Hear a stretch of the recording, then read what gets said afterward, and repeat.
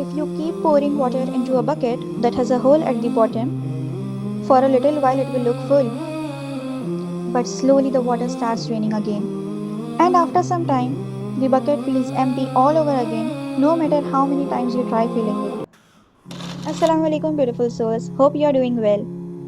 What I just described was not really about a bucket. An anxious brain can start working very similarly. This is why reassurance often feels calming for a few moments, but never completely satisfies the anxiety underneath.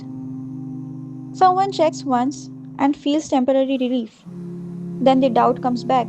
So the brain asks for reassurance again. Another confirmation, another check, another, are you sure? What if something was missed? Can you just check one more time? And after a certain point, the problem is not lack of answers anymore.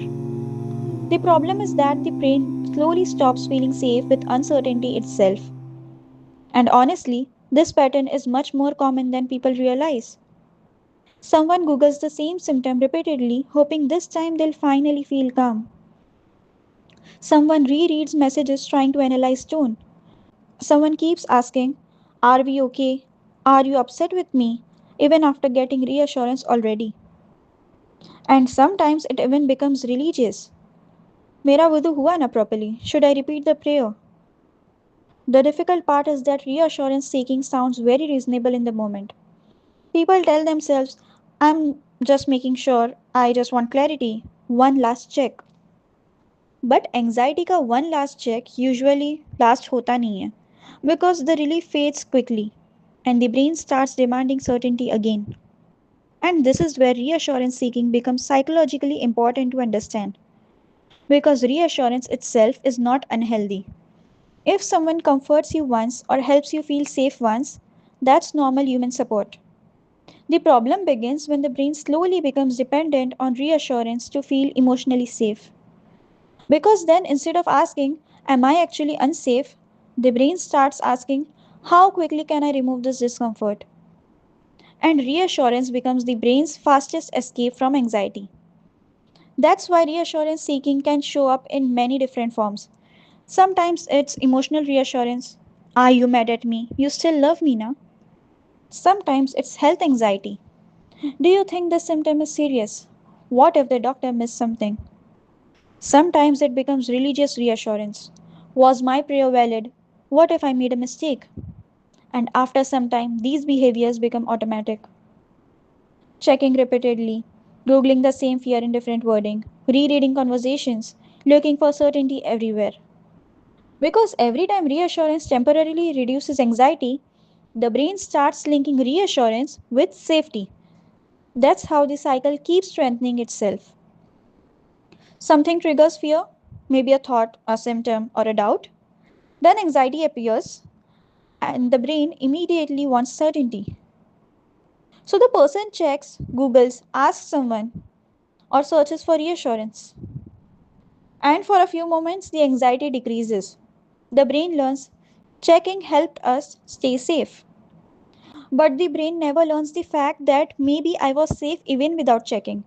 And that part is extremely important because reassurance usually does not remove the actual fear underneath. It only gives temporary relief from uncertainty. That's why people can spend hours checking, researching, and overthinking without ever feeling fully peaceful.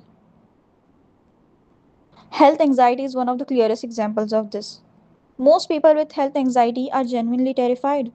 So they Google symptoms late at night, repeatedly check their body, ask family members for reassurance, or visit multiple doctors because the anxiety keeps saying, but what if something was missed? And slowly the goal stops becoming health. The goal becomes certainty. The same thing happens in relationships too. An anxious brain notices a delayed reply, a slightly different tone, or a short message and immediately starts creating danger stories. Did I do something wrong? Why are they replying differently? Are they losing interest? And then the reassurance seeking starts again. Checking online status, rereading chats, asking, are we okay? And yes, reassurance calms the anxiety temporarily. But because the deeper fear remains untouched, the brain comes back asking for certainty again later. And honestly, reassurance loops can even become spiritual. Some people keep repeating wudu because they don't feel fully sure. Some repeat prayers again and again. Some constantly search fatwas, hoping one more answer will finally remove the anxiety. And many genuinely think, I am just trying to be careful. But sometimes anxiety slowly disguises itself as religious responsibility. And that distinction matters because fear of displeasing Allah and anxiety driven compulsions are not automatically the same thing. कभी कभी ना इंसान बार बार checking करता है not because Allah demanded impossible certainty but because anxiety did. And once you understand that, the entire issue starts looking different. Because now the problem is not the lack of Iman. The problem is an anxious brain trying to achieve complete certainty in situations where certainty is impossible. And honestly, recovery does not happen by getting endless reassurance. Recovery begins when the brain slowly relearns how to tolerate uncertainty without immediately trying to remove it. That does not mean forcing yourself to stop every behavior overnight. It starts much more simply by noticing the pattern. When do I seek reassurance the most? What uncertainty feels unbearable right now? What discomfort am I trying to escape? Because many times people are not actually afraid of the situation itself, they are afraid of uncertainty. And uncertainty feels deeply uncomfortable to anxious brains. That's why healing from reassurance loops takes practice. Every time someone delays checking a little, resists reassurance a little, or sits with discomfort for a few minutes extra, the brain slowly starts rebuilding trust in itself again. And note that, not instantly, slowly. And over time, the brain begins learning something new. Discomfort does not automatically mean danger. That shift changes everything because recovery is not about becoming fearless, it's about becoming less controlled by fear. And if reassurance loops are deeply affecting your peace, relationships, worship, or daily life, please know you do not have to navigate this alone. Some people stay trapped in these patterns for years thinking, this is just my personality, when actually, anxiety loops can improve a lot with proper support, awareness, and nervous system work. So, if you ever feel like you need structured guidance, you can always reach out to me for one on one therapy and coaching sessions. And if you want more conversations like this around healing, anxiety, and emotional patterns, you can also join my homecoming circle for free. All the details will be there in the description. And before ending this video, I just want to leave you with one thought. Your anxiety is not asking for answers anymore, it's asking for absolute certainty. And no human being can live peacefully while trying to achieve certainty all the time. Because life itself is uncertain. People change, situations change, feelings change.